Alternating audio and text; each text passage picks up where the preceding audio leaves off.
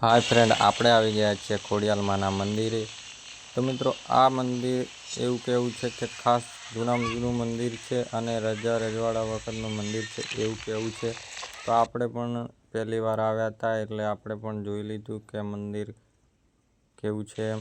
અને મિત્રો, તમે પણ જોઈ લો કે આવી રીતના મંદિર છે અને આવી રીતના લોકો અહીંયા દર્શન કરવા આવે છે અને અમે પણ દર્શન કરી લીધા છે। તો તમે પણ દર્શન કરી લેજો, બરાબર મિત્રો।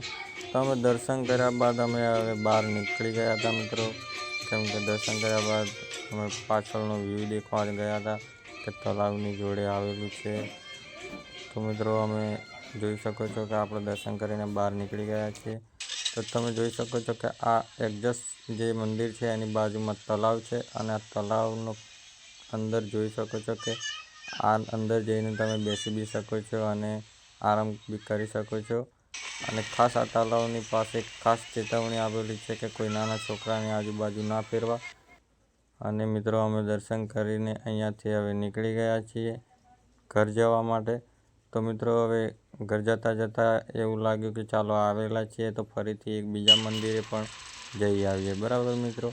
તો મિત્રો, અમે અહીંથી નીકળી ગયા હતા જે કાળકામાનું મંદિર આવેલું છે જે લુણાવાડામાં, તે મંદિરે અમે ત્યાંથી નીકળી ગયા। ખોડિયાલમાની મંદિરથી અમે કાળકામાના મંદિરે નીકળી ગયા।